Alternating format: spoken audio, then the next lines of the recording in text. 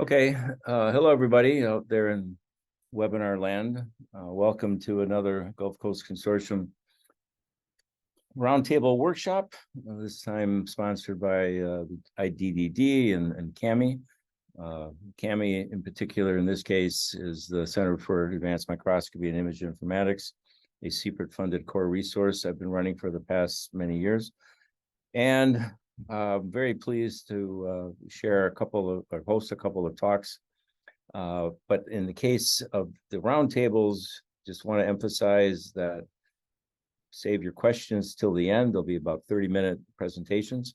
And then using the Zoom Q&A link at the bottom or top, wherever your buttons are on your screen, you'll be able to submit questions. And then at the very end of the second talk, we will continue and answer questions.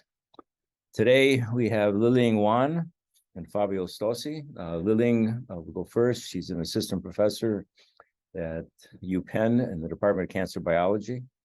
Fabio Stossi, a longtime colleague of mine, 12 years or so. He's been a fantastic support member, technical director of our imaging resource at Baylor, and a big part of the CAMI production as well.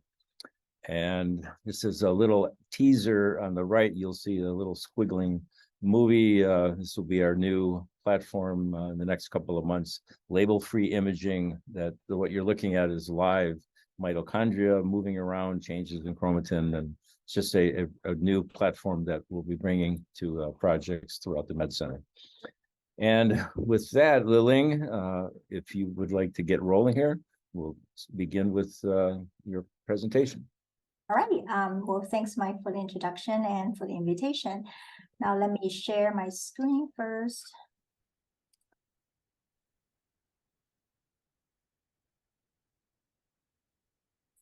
Can you guys see my screen in a presenter mode? Yep. Good. Okay. All right. Well, first, thanks very much for the invitation. It's a great pleasure to join this webinar. And my lab is generally interested in chromatin biology in the context of cancer. So today I'm going to share with you some very interesting story that involve a lot of imaging, because just to fit into their theme of this webinar. So first, I will, by way of introduction, I just wanted to give a very broad overview of let me see, chromatin biology. So as we all know that in eukaryotic system, our DNA is wrapped around histone proteins to form nucleosome, which can then be further packaged into higher order chromatin structures. And this packaging system is very important for almost all DNA templated processes, including DNA damage, transcription, etc. So the simplest way to think about transcription in the cells is that the cells need to establish the so-called epigenetic landscape through various of DNA and also histone modifications, as well as controlling the accessibility of particular genes through 3D genome folding, etc. So in addition, the cells also need to understand or decode those epigenetic information. And this is functioned through various of chromatin associated protein, including, for instance, chromatin reader proteins that can recognize those modifications and what they mean. And ultimately, this will lead to the assemble of transcription machinery at the right place, at the right time. And also, I will hope to convince you that they also need to do so in the right amount of the factors that they have, which is very important to ensure proper gene regulation that is needed for normal development and physiology. So, as you can imagine, that mistakes in every single step of this process can lead to dysregulation of transcription, and which can then lead to a variety of disease, such as developmental disorder, as well as most notably in the context of cancer. So my lab is very interested in understanding some of the very basic chromatin mechanisms involved in gene regulation and how those mechanisms go wrong in the context of cancers. And also we has also been very active in thinking about way to targeting those mechanisms as a way of therapeutics. So for today's talk, I wanted to just focus on one single protein, which named ENL, which I will introduce in the next slide, but really use it as an example to demonstrate to you how a single chromatin regulator can be hijacked in cancer through distinct mechanism, and also share some of the insights that we have learned, during the study of this protein. All right, so ENL protein stands for 11-19 leukemia, which I will show you why it names that way. But biochemically, it belongs to a protein family that can recognize histone acetylation, including acetylation, acylation, including acetylation, cotranolation, and other longer side chain fatty acid acylation. And ENL also belonged to a protein family that contained a very well-conserved Yates domain, so we call it Yates domain containing protein family. There's really only 4 members in this families in the human genome, but quite strikingly, every single one of them has been implicated in cancer, as you can see some of the information on the right. So particularly for ENL, besides binding to histone acetylation, which is through this Yates domain that I just mentioned, it has also been found to interact with a variety of transcription and chromatin factors that involve in very different functions, such as histone modifications, RNA polymerase II elongations, and quite interestingly, also interacting with polycomb repression complex that I don't think we know much about. What is this implication there? So the reason why we're interested in this protein in the context of cancer is because even before we discover that this ENL protein or Yates domain can act as a reader for histone acetylation, 3 decades ago, we already know that this ENL is one of the most frequent fusion partner to the ML1 gene, which is a histone methyltransferase. And the resultant fusion oncoprotein is a very potent driver for leukemia, in particular in pediatric patients. So during my postdoc a few years back, Wei and others has demonstrated that in addition to the fusion protein, which most people in the field has been studying, the wild-type copy of ENL is very important for maintaining a subset of leukemia, especially the acute myeloid leukemia. So in that study, what we did is that we determined the crystal structure of how ENL Yates domain engage with histone acetylation, in this particular cases, H3K27 acetyl.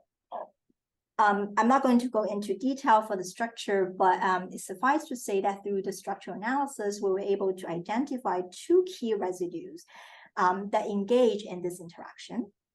And importantly, this gives us a molecular handle that we were able to demonstrate in blocking this amino acid can lead to a defect and rescue the leukemia burden in the mouse model. As you can see here, that loss of ENL leads to suppression of leukemia, and this can be rescued by only the wild type, but not the point mutant ENL that loses ability to bind to histone acetylation. So this work has really provided the first genetic evidence that this chromatin reading function of ENL, in particular its Yates domain, play a very important role in AML. So mechanistically, at that time, through genetic study, we thought that this ENL might be important to act as a stabilizer to bring the transcription machinery at key target gene. And this can then lead to productive transcription elongation and also gene activation.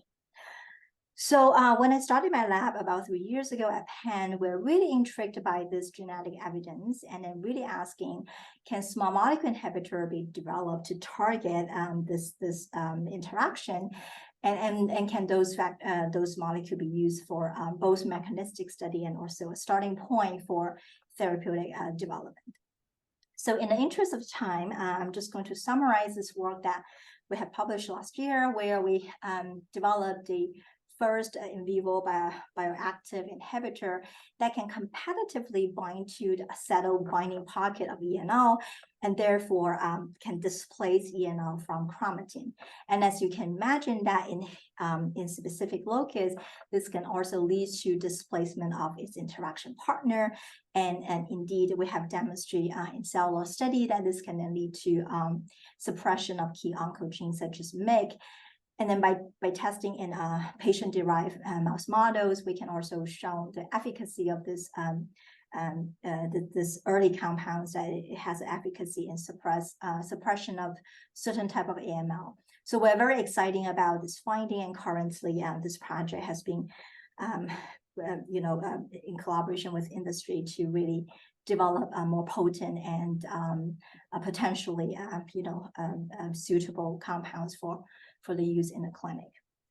But in addition to this two form of ENL being implicated in cancer, there's also a very interesting observation from the cancer genome sequencing study that they have found there's a series of hotspot mutation that has discovered in the Yates domain of ENL, and predominantly those mutations were found in Worm's tumor, which is the most common pediatric kidney cancer, but also in some cases of AML. So for the rest of my talk, I'm going to share with you a lot of imaging studies and really show you how those mutations, a series of them, can lead to what we call acquired condensate. So you don't have it in a wild type, but then now you all of a sudden form a lot of condensate.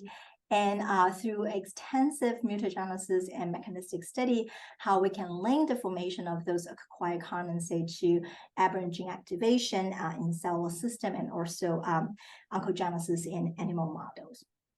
So, so I first started by this introduction slides to tell you how the cells need to establish epigenetic landscape. It looks like everything is perfect, like the cells, the molecule knows where they are going.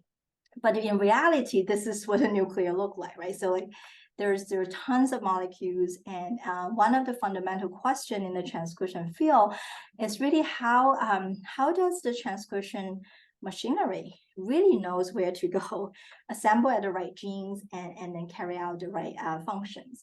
So this seems a very daunting task for the cells.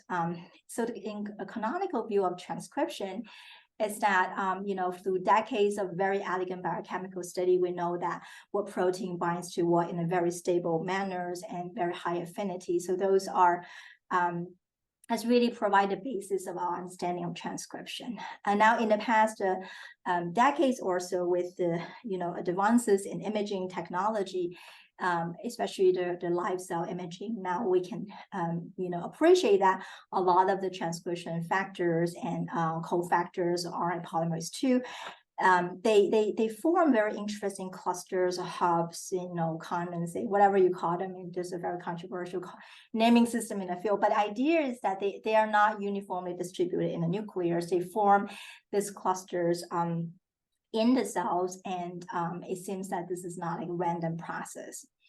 So the observation is that, as I mentioned, components in the transcription machinery, including PO2, cofactors, transcription factors, they can form puncta in the cells. And interestingly, with this knowledge about intrinsic disorder region might contribute to self-association or sometimes phase separation, many of those factors that form the puncta, they also contained intrinsic disorder regions that prone to undergo phase separation in test tube.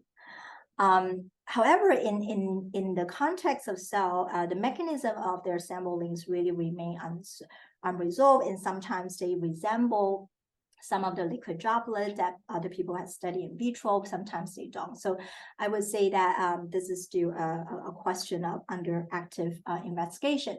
But the consensus is that many of those clusters are really driven by multivalent non-stoichiometric interactions, in addition to the very well-studied logging key interactions that many of the biochemical study has focused in the past several decades. So in my opinion, I think that with this increasing number of observation that transcription regulator can form those puncta, it remains unclear in most cases that what is the molecular basis underlying their formation, whether they're functionally important. Importantly, I also feel like that if something is functionally important in normal development, usually the disease context will hijacking those mechanisms to drive a disease progression.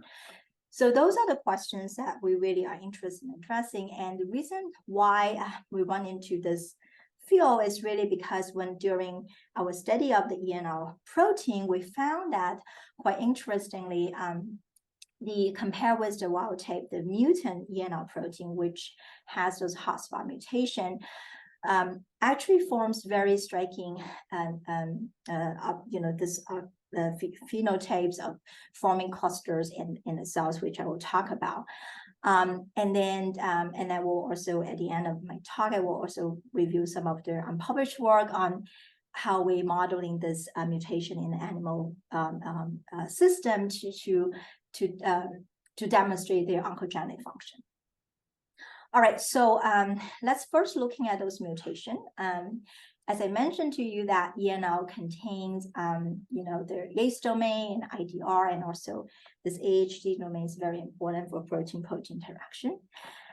And very interesting pattern of this mutation identified in worms tumor and AML is that they either they all cluster in these tiny regions of the Yates domain, but they being clustered into 3 amino acid insertion or 2 amino acid deletion. Now, if you look back into the structure I shown you, this is a wild type ENL Yates domain structure.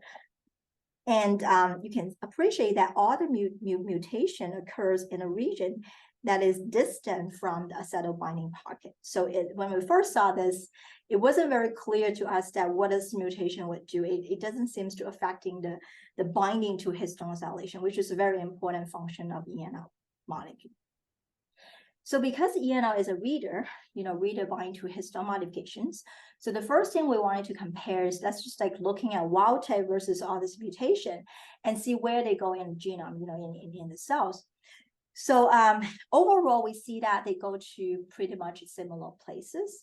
Generally, there's not a drastic redistribution of the protein on chromatin. However, in specific locus, very small subset of locus, we can see that compared with the wild type, the mutant, 3 of them here shown here, but we also test all 8 of them, has a drastic increase density or concentration of the molecules at the target genes. And this also result in increasing occupancy of its interaction partner. In this case, is a PTAB, which is very important for transcription elongation. And as you can see that the polymerase 2 serine 2, which indicating the actual transcription elongation, it's drastically enhanced in the mutant. And this is very likely to explain why all the mutation can induce a highly hyper activation of the target gene, in this case, the HOXA11. All right, so this is very interesting observation. We think that this mutation somehow confer a property that result in increasing chromatin occupancy and local concentration of those molecules at specific target site. But we don't really know the actual mechanisms. So my first lab member, Lola Song, who joined my lab 3 years ago, really interested in understanding what is the molecular basis underlying this mutation driven the gene dysregulation, and also tumorigenesis. So the first thing she has observed is that when she did this very simple assay where she fused the ENL protein with the M-cherry protein, and then to simply transduce them into the cells. And as you can see that here is showing you the similar expression level of wild type versus all 8 mutants. And you can see that all 8 mutants has this tendency of forming this aggregates or blobs or punctas as you will. And we did a lot of characterization just to asking whether they look like a liquid droplet. And the short answer is that yes, they do look like liquid droplet by showing specific saturation concentration. Their formation is dosage dependent, and also there's very rapid internal rearrangement when we use the FRAP assay. They also undergo fusion and fission when we do the live imaging. So the way I'm seeing this data is that this is kind of in-cell biochemical assay to show that the point mutation is doing something different than the wild type. It may not really means that this is how it actually works in a functional study, but nevertheless, when we purify those protein and then perform the droplet assay in vitro without any other component in the cells, we see very similar phenotypes, suggesting that this is an intrinsic property that conferred by those 8 mutations found in cancer, which might be relevant to how this protein is functioning. But quite importantly, and I guess at a time sadly to Lola, is that she noticed none of those puncta that she observed here is actually on chromatin. And also such a high level of ENO expression actually failed to activate the target genes such as the Hox gene. So this really raised a caution, because at the time the field is really using this kind of assay to demonstrate this protein is able to form droplet, and then assuming that those droplets related to its function. So then Lola decided to asking whether those mutations can actually form condensate on native target genes when expressed in physiological relevant condition. And the answer is yes. So when she using doxycycline-induced flow system to control the transgene level to close to endogenous, now instead of those huge liquid droplet like condensate, you see this like a small, but it's very consistent punctas across all the 8 mutations compared with the wild type. And on the right, you are seeing the quantification. Now I decided, since Mike insisted I have to show some cool imaging, I think this is pretty cool, that now if you see, again, similar expression level, the wild type is universally distributed in the nucleus, but you can see quite strikingly, even at very low expression level, as low as 10% of the endogenous level, the mutant can form this very discrete puncta, about 500 nanometer size, which is considerably considered as pretty large when you're thinking about transcription condensate as reported so far in the literature. And we'll always see them. It's very consistent. So now the question becomes, do those puncta that we see here at a physiological level, expression level, do they localize to their target gene, right? So this is what we care before we really link this to the actual transcription output. And the answer is yes. So how do we do this? We decided to focus on target genes such as the Hox gene. And then the negative control is the GAPDH. So this is the RNA fish that you're looking at. For example, the green is indicating the nascent RNA for the Hox gene. And now the halo tag ENL mutant, they form multiple puncta as I showed you. And now you can quantify how many, what's the frequency of a Hox RNA fish is sitting on an ENL mutant puncta. And strikingly, 100% of Hox RNA fish will be sitting associated with the ENL puncta, whereas the GAPDH is 0. So this is not very hard to understand when you're thinking about.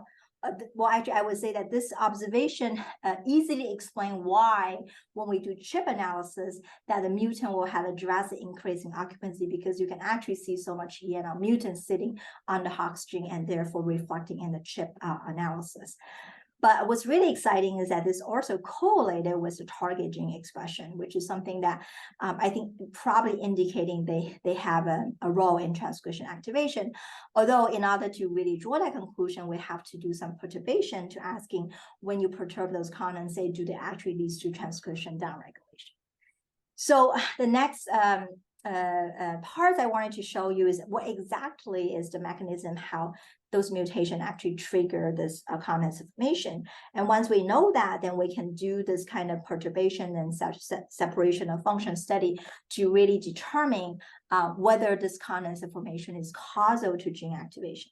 And why is this important is because the field has really been debated or subjected to a heated debate on whether condensate is important for gene activation, because in most of cases, the way of doing this analysis is deleting a big chunk of protein and seeing lots of transcription, which raising the possibility that maybe you're disrupting other function rather than a condensate. So I think that we are running into, we're having a very elegant system here that we really had a gain of function, we had a point mutation, and then we can do a lot about it.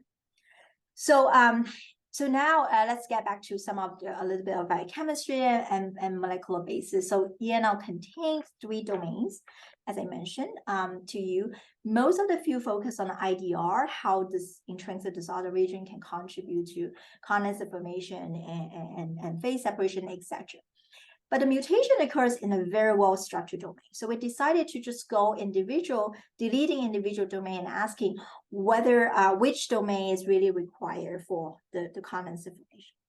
And the short answer, this is a lot of data, but I just want you to focus on the one that in the red box. The short answer is that you need all 3 domains. Deleting any one of them is not going to work. And then you need a mutation. So this is really emphasized on multivalence and multi-domain mediated condensate formation here. So, and you can see beautifully that this this punctate formation also correlate with only the full length mutant can have this increasing chromatin occupancy, and then the target gene the same way. So because I mentioned that this very rare example or published example demonstrating how a structure domain alteration in the structure domain can actually trigger the condensate formation. So we decided that if those mutations occurred in the structure Yates domain, which bind to histone acetylation, we wanted to know what happened to that structure domain. So what we end up doing is that we reach out to our long-term collaborator, structural biologist Haitao Li at Tsinghua University in China, where they determine the crystal structure for all 4 of the mutant, and then overlay with the previous wild-type structure that we published. And a short story is that as you can see, that acetyl binding pocket was not changed, which kind of consistent with what I alluded to early on, that this mutation doesn't really change much of the acetylation binding. However, we noticed that either both the insertion or the deletion mutant, they lead to a very consistent structure change, which is elongating beta strand. And this elongating beta strand, how do we demonstrate is important?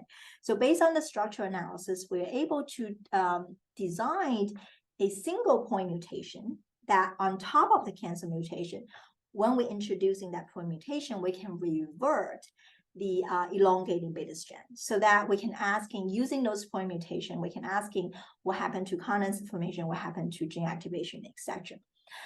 So long story short, we can see very striking reversion of the phenotype that the condensate formation is completely gone with this point mutation. And then you can also see that chromatin occupancy and gene activation coming back.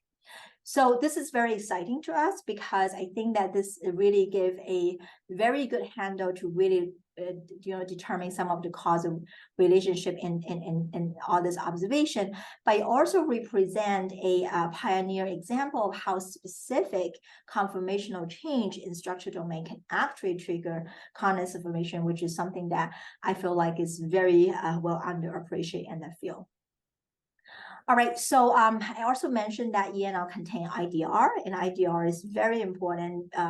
Based on our deletion study, you need IDR to do something to form the condensate. So, in the interest of time, I'm not going to go into detail, but just to show you some very interesting observations that we found there are 2 charge segregated IDR in the ENL. One is positive charge, one is negative charge. When we perturb, either deleting or perturbing the charge in these 2 regions, we have completely different phenotypes. So when you perturb IDR1, you observe reduced number of the condensate, but the one that remaining is the same size as the mutant, as a cancer mutant. Whereas when you're perturbing the IDR2, you see the number is remain exactly the same, whereas their local concentration is much lower. So this really telling us that maybe there are some kind of molecular grammar encoded in those IDR that really play different regulatory role in terms of controlling what property of those condensate. And this is very interesting to us because I felt like that we've been seeing IDR sort of as a whole, they do similar thing, but in fact, even in this quite small protein, the two part of IDR is having very drastic difference. And then this reflecting on partial reduction of transcription compared with the Yates domain mutation I showed you earlier. So it would be interesting for the field to really then, looking at other IDR containing protein, whether this type of regulatory mechanism existed for other protein. So I hope I didn't leave you this impression that, there's only ENR protein in this condensate, right? So ENR interacting with the interaction partner. And so we decided looking at, again, more imaging here is that trying to looking at whether the interaction partner is actually enriched in the ENL puncta. And the short answer is yes, we can see the AF4, CDK9, DOT1. Now, those are the partner that actually interacting with the C-terminal domain, CTD, AHD domain. And you can see that in some cases, they're pretty strikingly, there's a very nice puncta of CDK9 at the ENL puncta, and etc. So do those interaction partners just simply go into the condensate passively and not really contribute to their formation, or they're actually required for the formation? So to our surprise, initially we thought they were just going there just because ENR is there. But when we design a point mutation in this AHD domain that disrupting its interaction with those interaction partner, those condensate are gone. This is really surprising to us because you only see this in cells. You don't see this in vitro, which means that in vitro, because you're really just assay for the intrinsic property of ENR to form condensate, you don't need an interaction partner. You don't have interaction partner there. But in vivo, at physiological relevant concentration, you actually need the clouding effect of those interaction partner to providing multivalency interactions that can actually help you to nuclear condensate at a specific target site. So this is something also I feel like hasn't really been emphasized a lot in the field, but our example could potentially highlighting that the heterotypic interaction is very important for endogenous condensate. So in all cases, just to summarize that we demonstrate multi-level of interaction involving multiple domain, including a mutation, IDR, and also the interaction partner are all contributing to some degree of this condensate formation. And what's really exciting is that every single time when we perturb the condensate formation, we lose the transcription. And when we mutated the protein without perturbing the condensate, we retain the function. So I think that through a lot of the mutagenesis study that we're reporting in our work, this really provide a discrete example of, I believe that very likely the condensate formation is driving the gene activation. All right, so now in the last few minutes, I wanted to highlight another unexpected finding, which I think is kind of important for the field to recognize, is that I showed you early on, starting by this overexpression system, they have nice, very beautiful liquid-liquid phase separation property, but then they're not sitting on their target gene, right? They don't activate their target genes. Whereas when we reduce the protein into physiological condition, now you're starting to see they form, co-localize with their target gene, and now they can actually activate them. So the lesson learned from here is that it's very important to study the condensate, in particular their function in endogenous context. And we also do extensive analysis between this endogenous versus overexpressed condensate, and shows that they have very different property and also very different function, as I mentioned. So this is really sort of echoes some of the recent study, also demonstrated that if you had an imbalanced phase separation or marked upon mark overexpression, this can actually inhibit the function of the protein that under investigation. All right, so now I told you that this is sort of our molecular basis of how they form condensate. This is a mutation. The mutation really reported a few years ago, so nobody really demonstrated whether this mutation actually doing anything in vivo. So we created a conditional knocking mouse model to convert one of the wild type allele into a mutant allele in an inducible manner in both the kidney and also in the blood, because we found in these two cancer types. So, and then we found that, when you have this heterozygous mutation in the kidney specifically, we found very drastic developmental defect in the embryonic kidney. And the reason why we'll focus on that is because Wilms tumor is a result of developmental defect in the kidney development. And you can see that in the wild type, you have very nice glomeruli structures and tubule structure, but the mutant, the entire kidney was really agenosystemized, eventually died because they don't have a functional kidney. And then we're also now looking in very in detail in terms of what is the morphology, and as well as at a single cell level, what is the chromatin and transcription changes happens when you have this mutation. But it suffices to say that the Hox gene that I showed you early on in cell lines is drastically upregulated in this kidney that has this mutation, suggesting that the mechanism we identify is very likely to be relevant in vivo. Now, in the context of blood, we see also quite striking that a single mutation in the ENR in a heterozygous manner is sufficient to drive full-blown leukemias in very short latency. And this is very rare in leukemia field because most of the time, the oncogene require multiple mutations to cooperate, but this is a single hit. And you can see, a very aggressive infiltration of those leukemia blast into different organs.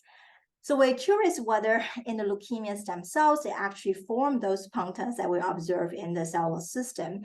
And the answer is yes. And it's actually even more striking in this case is that, again, this is leukemia stem, sorted hematopoietic stem cell. You can see when you introduce the mutant there, they still form these things. And currently we're doing DNA FISH to see whether they co-localize to Hox gene, but I think they are, because when you do our sequencing, we have drastic increase in Hox locus. And also we demonstrate that at chip analysis that the ENR mutant accumulates so much more in the Hox gene compared with the wild type, similar to what I showed you earlier. All right, so this is my last slide about this part. That I hope that I convince you using ENR as example, we really sort of bump into a example of how cancer-associated mutation can lead to a gain of function in condensed information. And by studying the molecular basis of those condens, we run in, where you concluded that you really need a network of interaction to drive condensed information. And I think in this particular case, condensate is causal to transcription activation.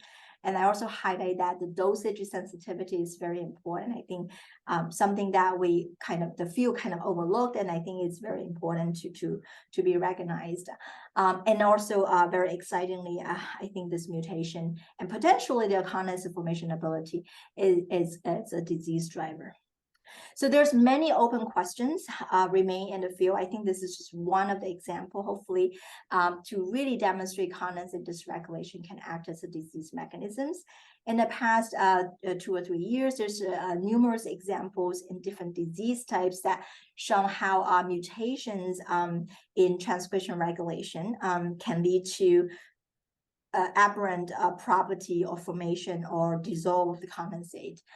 So which I'm not going to go into details, but if you're interested, you can look into some of the papers.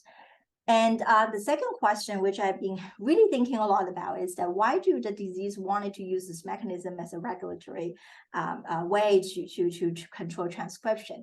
So there are several proposed function of condensed information, including whether they increase reaction kinetics, whether it alters 3D contacts, and also it remained unknown how those are actually regulated. So those are something that our lab is very interested in doing, and particularly engage in single molecule imaging.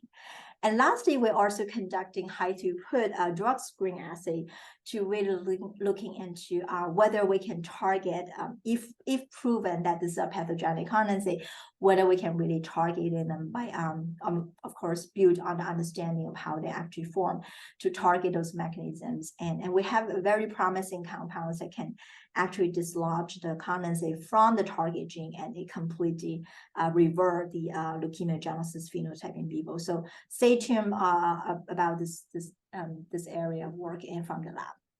All right, so I'm just going to end here by really thanks the lab, especially Lolo Song and Yiman Lu, who my first two lab member actually when I started my lab, and they really carried the project from the beginning to the end that I showed you early on, and our fantastic collaborators without whom none of this work is be possible, and of course our funding resources. And lastly, but not least, all of you for your attention, and I will answer your question at the end of both talks.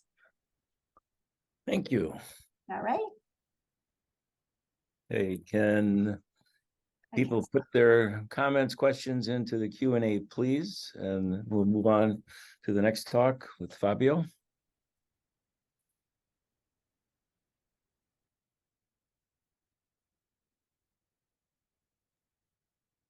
All right. Well, thank you, Dr. Wan. This is fantastic. I enjoy the discussions about condensates very much. We'll probably talk about it at the end.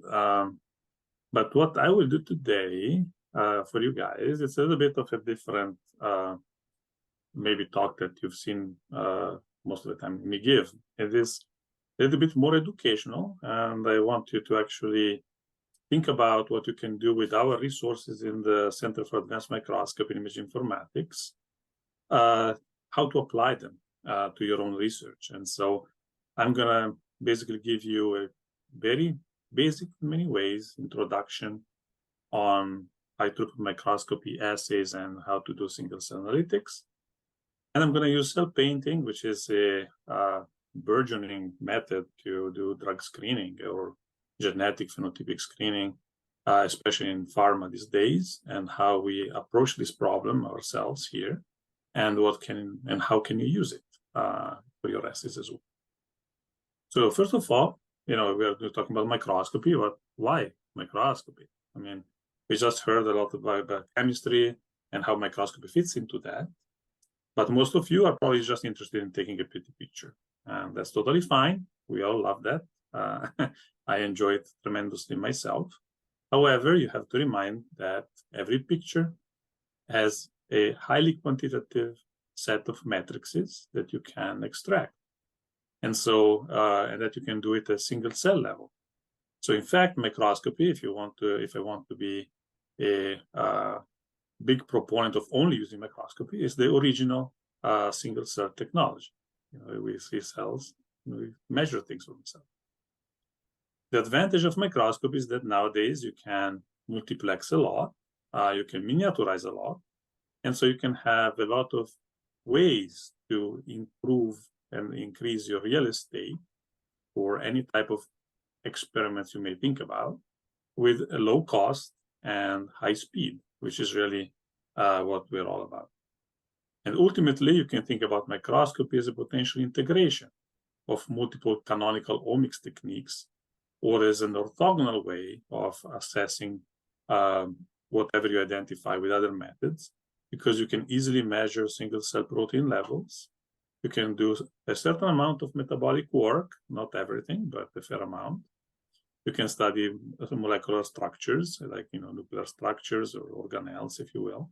You can go down, as Dr. Wan just showed, to the RNA level and eventually the DNA level with DNA fish. And all this now it's multiplexable. It's also screenable in a high throughput. So these are just some examples of things that you can look at. You can go from very complex organisms like zebrafish, mouse embryos, down to the molecular level, RNA, DNA fish. You can do it in primary cells. You can do it live, fixed, whatever really floats your boat in a way. But why would you do that? It's because, as I said, you have enormous advantages in number of replicates that you can use. You have a lot of real estate. So you can fill it with those responses with multiple conditions into the same environment. So this reduces time and cost, and you get single cell data with it if you so are inclined. And that allows you to ask questions about outlier biology. So what are my surviving cells? What do they look like? Do I have multiple subpopulations in my cells, and so on and so forth?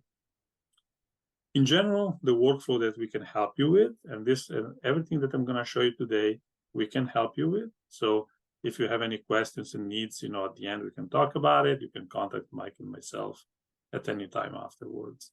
But the workflow is very simple. Your assay has to be able to be miniaturized in a smaller well format, just for ease and analysis. We can help you with robotics, so you can actually have you don't have to do it manually and getting problems with your carpal tunnel syndrome later on. Then you can image all automatically in a high throughput microscope, and I'm going to describe the one that we have, which is only one of few in the United States still. And then you employ some sort of image analytics that can have many forms. And traditionally you can do it by identifying your objects of interest and extracting features, and then do whatever you want with them later on. And you can imagine, as I was saying, that you can apply this to almost any biology that you're interested in.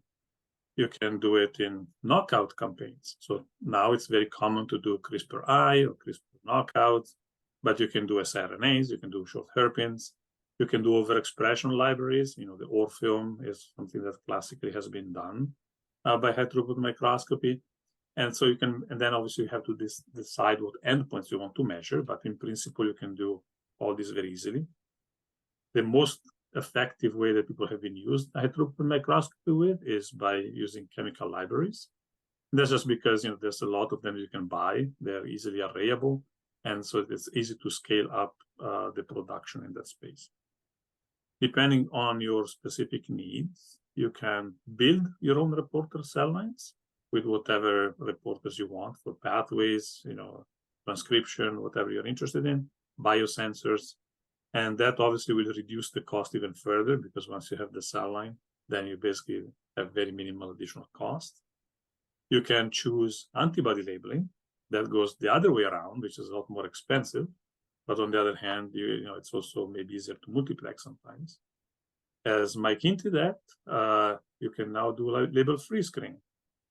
In a limited fashion, it's not as high throughput as what we can do, but you can start thinking about holotomography as one example, where you can extract a lot of information from live cells without the need of dyes or without the need of the risk of phototoxicity altering your biology.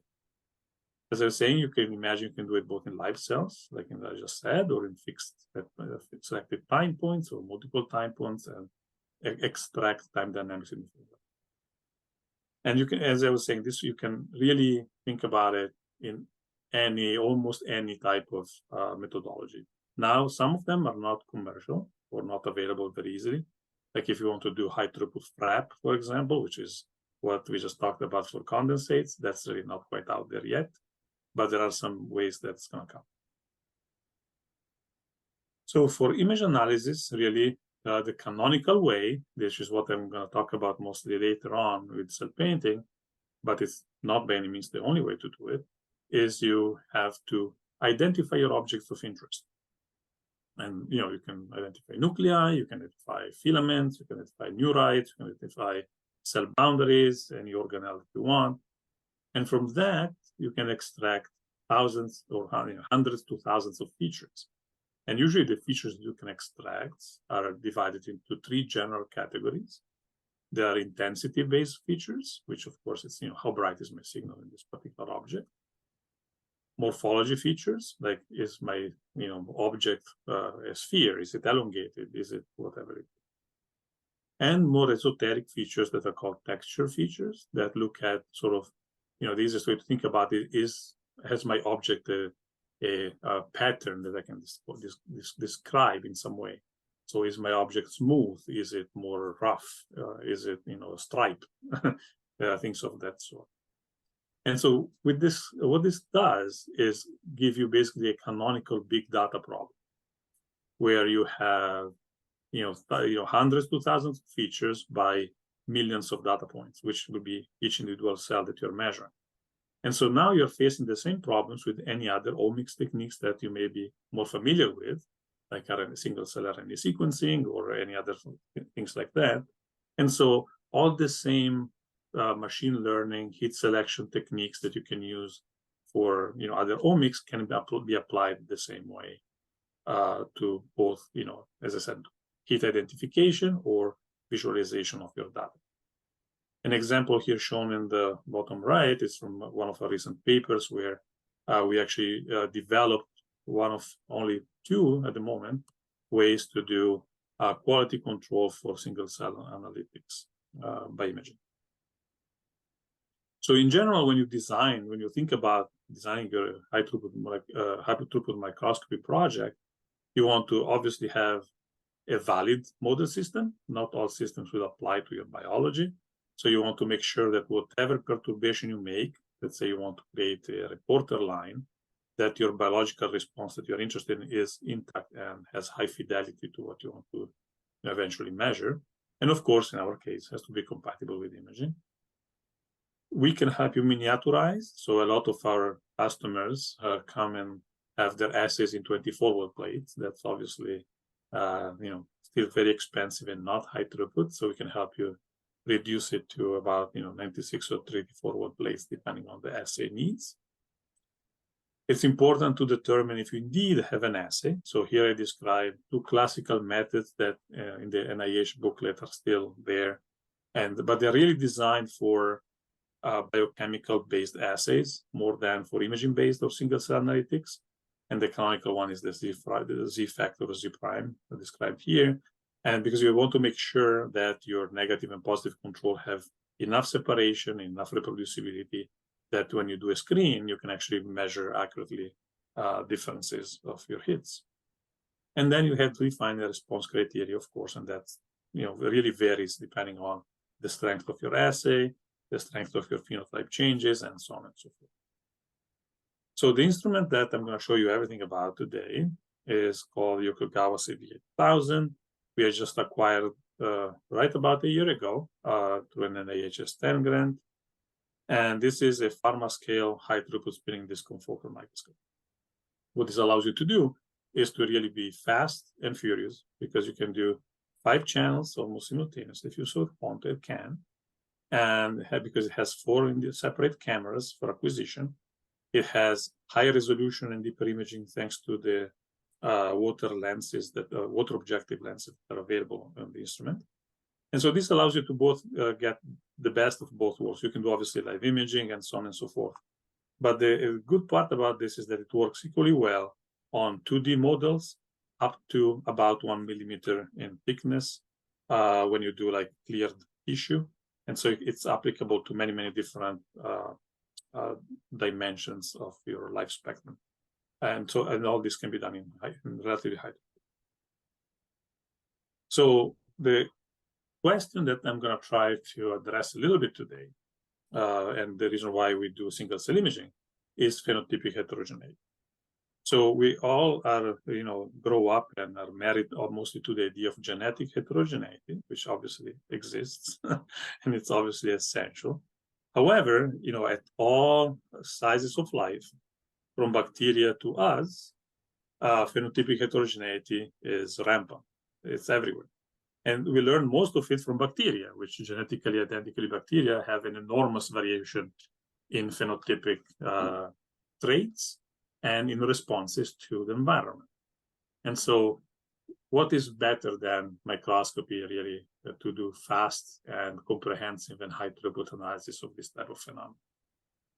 And so these are just 2 examples of genetically homogeneous cells that have extensive heterogeneity that's maintained also in 3 dimensions. Of course, in 2 dimensions, it's very evident. And so one can ask the classical questions of, why does this exist? And bacteria, again, teach us a lot about this. And that is because, all biochemical reactions are entropic in nature and noisy. nothing goes to completion. And so the randomness and stochasticity of life itself causes enormous phenotypic variability. And one would say, yeah, but this is just a byproduct. So why would it be interesting? And it is because it is very clear that it provides an evolutionary advantage to a colony system, like you could imagine, like an organ, a tumor, or a bacterial colony.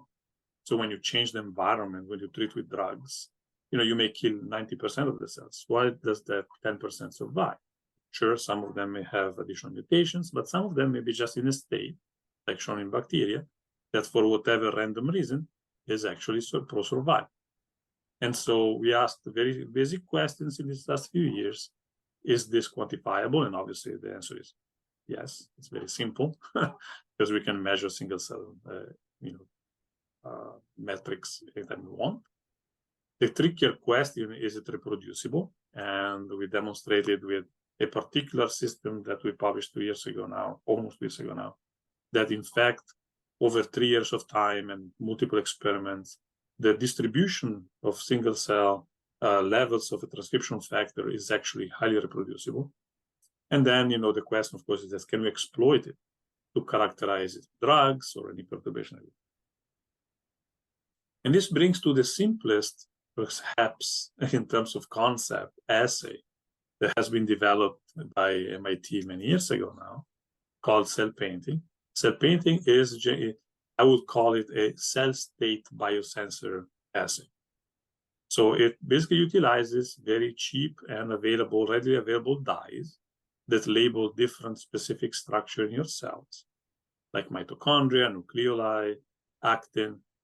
And then, the advantage is that this is very cheap and very, generally informative, because if you have, 2 cell types that have very different morphologies or different characteristic, or if you throw in a mitochondrial poison, you can immediately see an effect. And this has been shown to be very, very effective. In fact, if you are very interested in this area, please check the website here that I wrote here on the bottom right.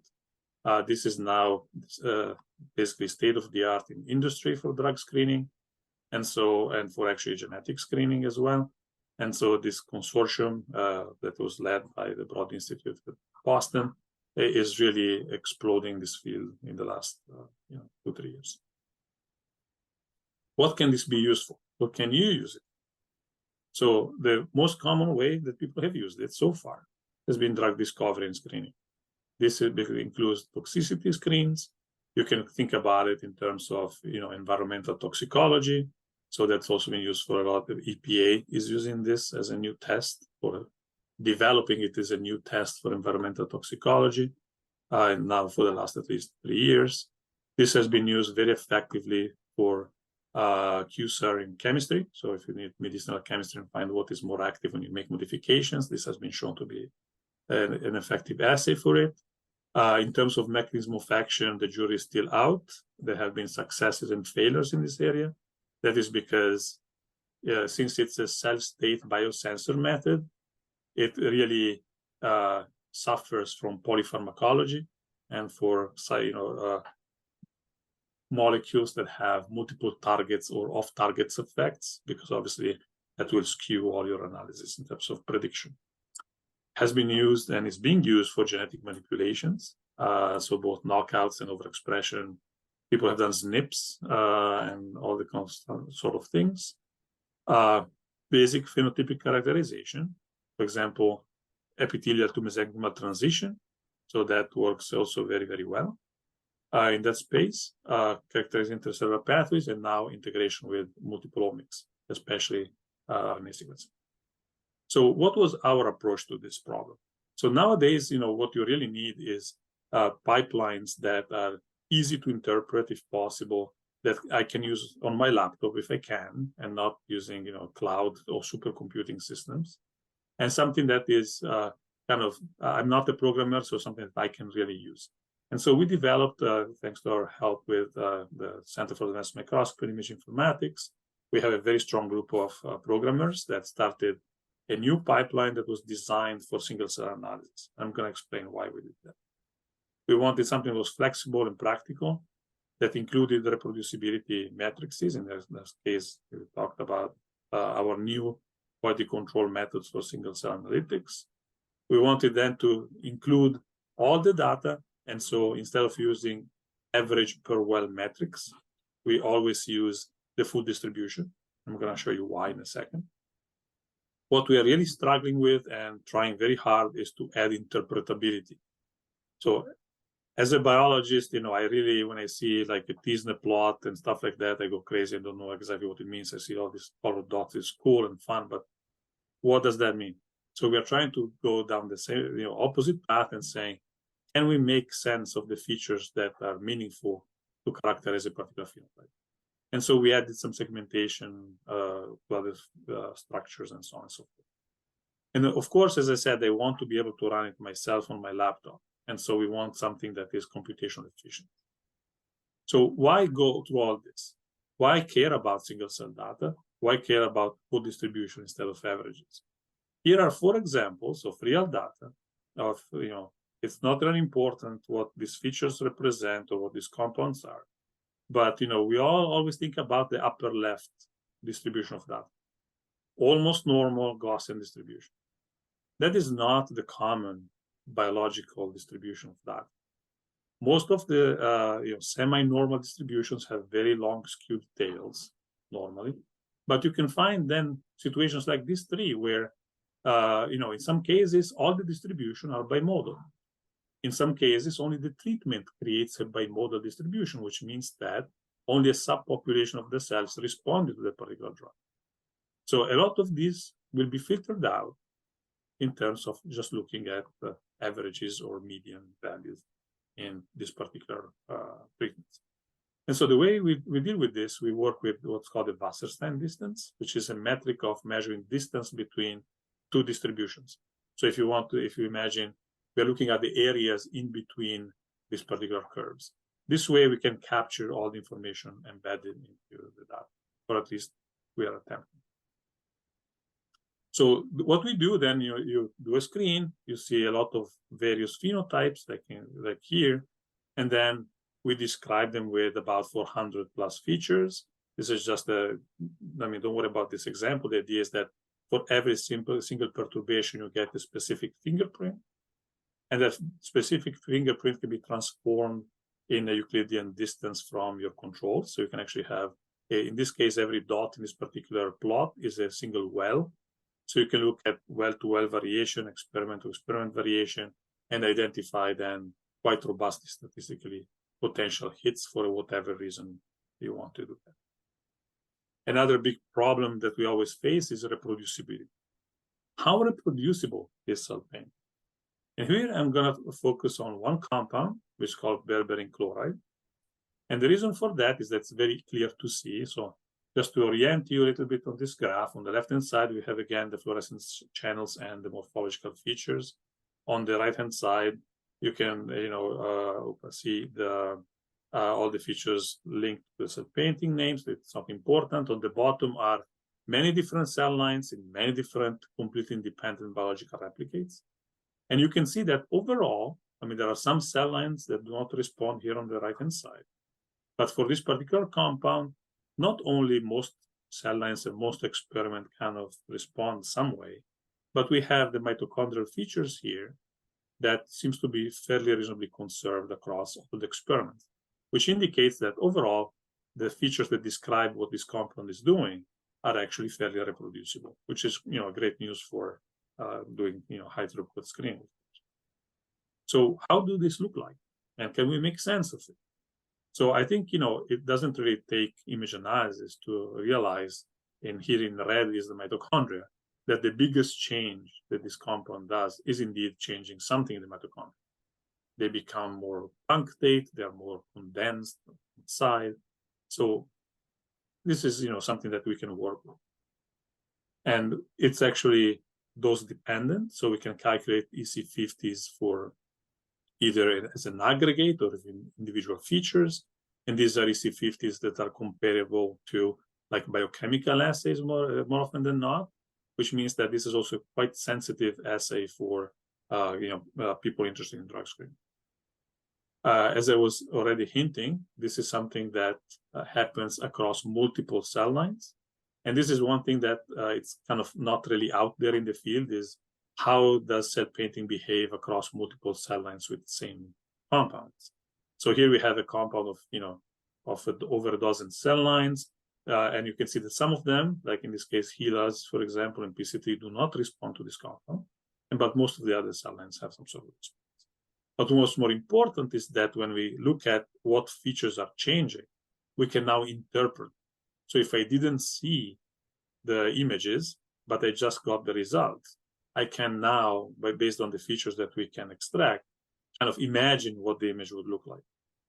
And this is really a big step forward for us because, as I was saying, interpretation at the biological level also helps you understand what the treatment is doing to your cell model.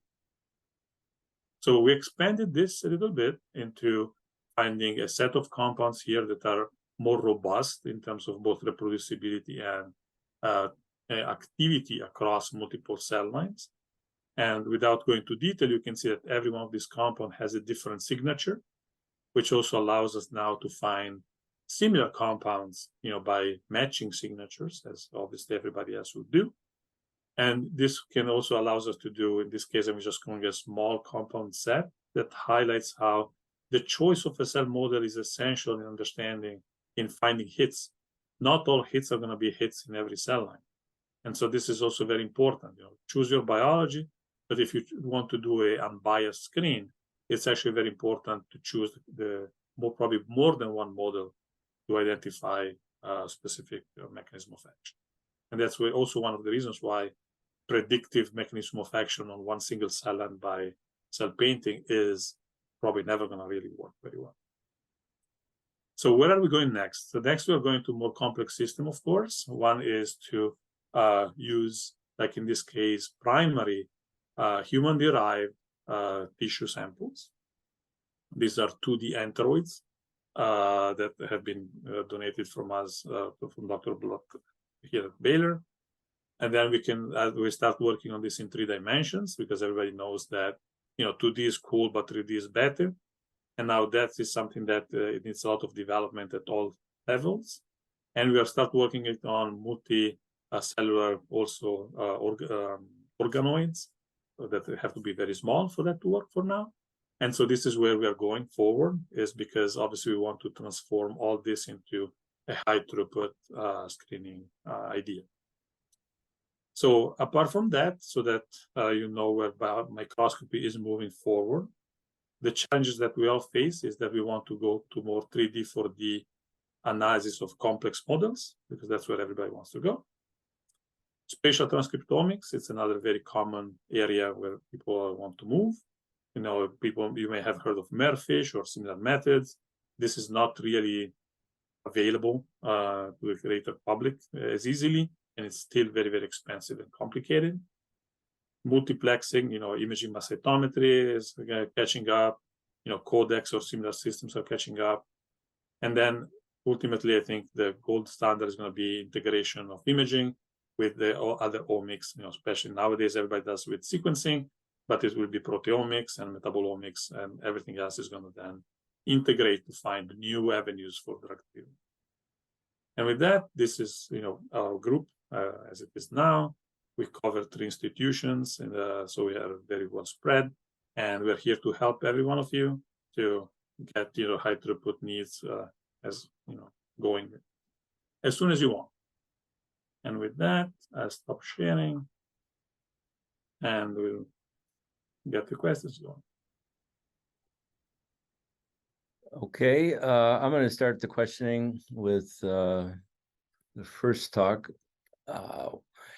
It is without question fascinating to see the different sized foci and the condensates from the perspective of someone that's been looking at strange nuclear foci for 20 plus years with polyglutamine, the androgen receptor, and others.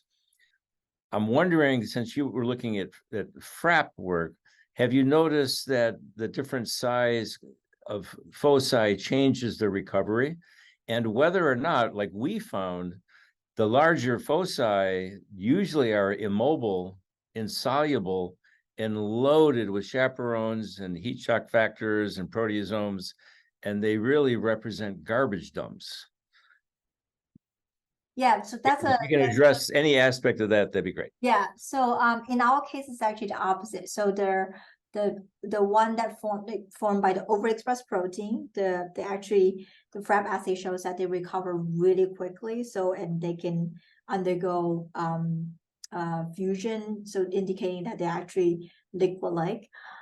Whereas the one that forms on the target genes, the one that actually localize on chromatin, when you do Frab assay on them, the recovery is very slow. So I think my interpretation of that is that the free floating overexpressed puncta, they're just mostly dominant by homotypic interaction among the overexpressed protein, whereas the one that actually on target genes, you have binding to histone acetylation, you have interaction with a lot of interaction partners and etc. So they have some kind of stability there because they engage with DNA.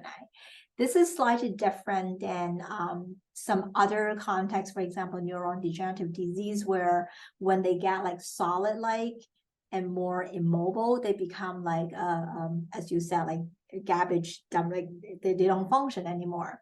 So in transcription, I think we have to consider the presence of the DNA. And for example, those small puncta that actually sit on DNA, they don't fuse, they never see each other, right? So they are restricted by their target genes. But I think, but this together actually had a general theme, is that the size and also their interaction network within the foci or puncta, it's very important for their properties. So we cannot assume that if you see a foci or anything by one protein, they're just the same. I think they're probably totally different. Okay. I'm going to keep up with this. We haven't looked at that in the last few years, but the fact that you see the smallest ones being slow on recovery, that looks like good support for what Peter Cook talked about decades ago, where active polymerase is rather insoluble and stuck in some sort of nuclear skeleton of some sort. Right. That's actually really interesting because so in the field, there's a lot of people using single molecule imaging to looking at transcription factor hubs. And in those experiments, most of them are very rapid, super dynamic. And in this case, for the ENR mutation, which I assume is pathogenic, they actually make the hub more stabilized. So in the normal context, probably most of the clusters formed by POL2, some of them are very active, are very dynamic. And I think that there's a trend that potentially disease mutation making this larger hub sitting on a target gene more active polymerase. Maybe they are changing some of the biophysical property that we're actually very interested in using single molecule imaging to look into. But it could relate it to some of the things that you just talked about. It's really fascinating. Cool. I'm going to switch to a question that was posted earlier. We'll kind of go back and forth with you and Fabio. There is a long comment on someone else doing ENL and AHD. But first, there was a generic question for Fabio, I suppose.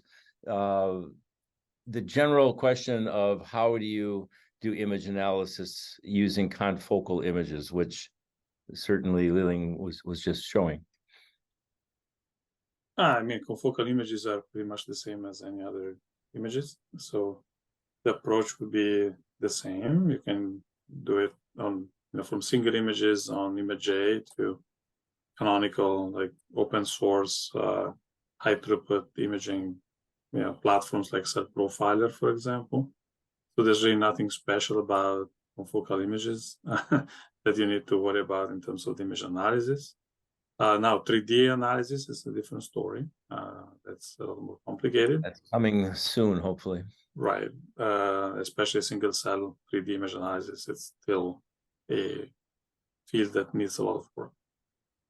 Okay. A short question for Liling. Could you please introduce and describe your experiences for applying to the Jane Coffin Childs Fellowship? Oh, the postdoc fellowship. Okay. Yes. It's Somebody's looking for hints before they submit. It's a long time ago. Sorry, well, the question is describing my experience. Just in general, moving into a fellowship, how did you get there? Yeah. You obviously were successful. I don't think there's any like specific about Jane Coffin Child itself. I think in general,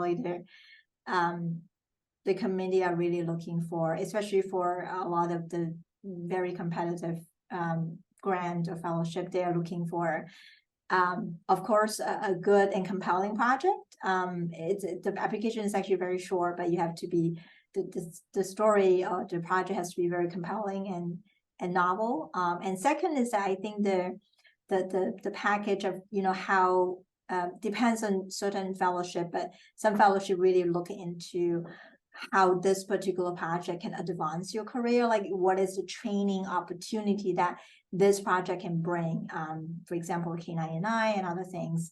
So really depends on specific requirement for them that you have to, sometimes the science could be very compelling and then you had a great track record, but it didn't go beyond what you already have training on, then that will become a negative in terms of the application.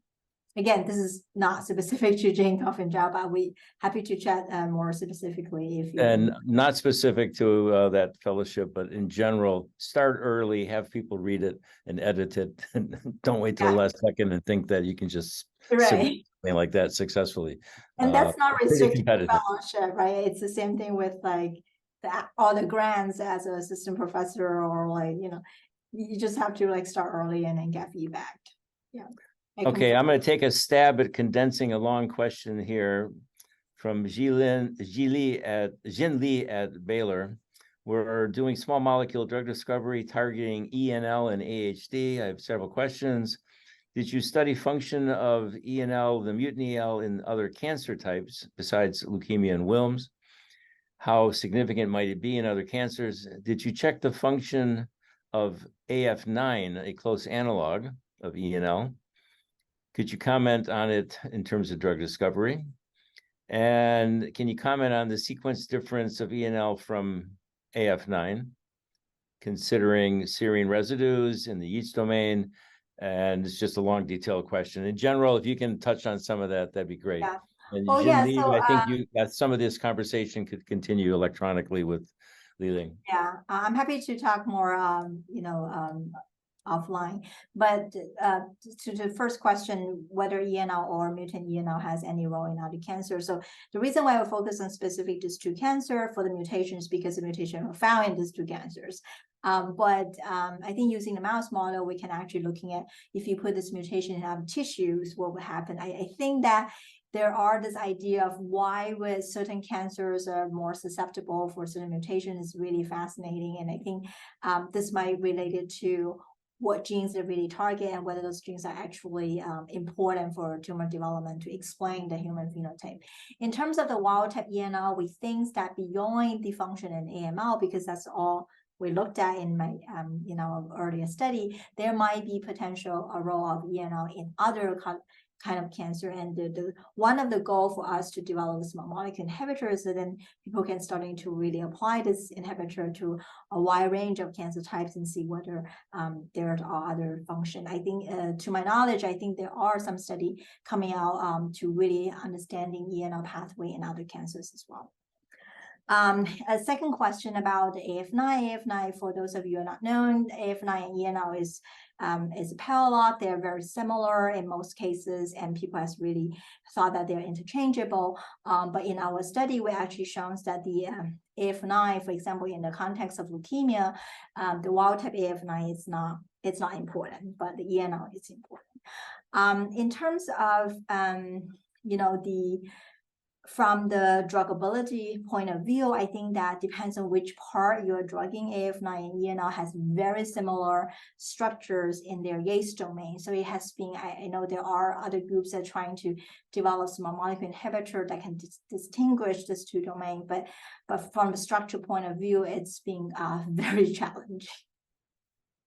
Okay. And I'll throw something back to Fabio. As you said, that cell painting is caught fire in the last several years. Surprisingly, with a handful of straightforward dyes. I wonder if you can comment on the future of painting with other dyes as they come along, perhaps more physiologically relevant, metabolically, et cetera, et cetera. Sure. I mean, so painting is really modular. You can think about it like Lego bricks. So you can substitute any of the cell painting canonical dyes with something else that fits your specific needs. So the same group just published a version of it with lipid droplet dyes. You have what's called the cell health panel that it's already out there. You can characterize how your cells are dying. So it's really customizable. If one has a specific need, like if you have a specific target protein, you can add that antibody to it. So it's incredibly modular. You can do anything you really desire. And just to be the opposite, given the tease about label-free, where do you see the label-free as a paint going?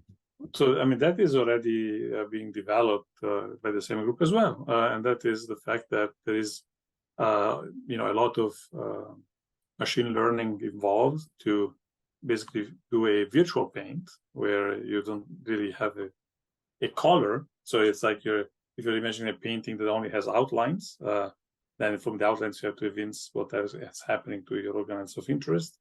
That's basically totally possible. The main difference is that the throughput for label-free is going to be always smaller for at least the next few years till they develop something faster.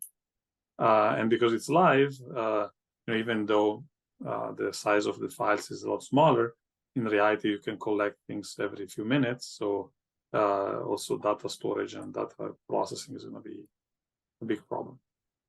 I've noticed over the years, as we've gone through many rounds of instrumentation, they keep getting faster and you just end up taking more pictures. So you're still ending up with massive amounts of data. That's it in the Q&A. And if anybody wants to jump in, now's the time. Otherwise, we'll wind down and thank our speakers and the support from the GCC to put this kind of thing together. We're easy to get a hold of. Emails are available, and I look forward to hear from folks. Thank you. Thank you. Thank you. Bye. Bye-bye. Bye-bye.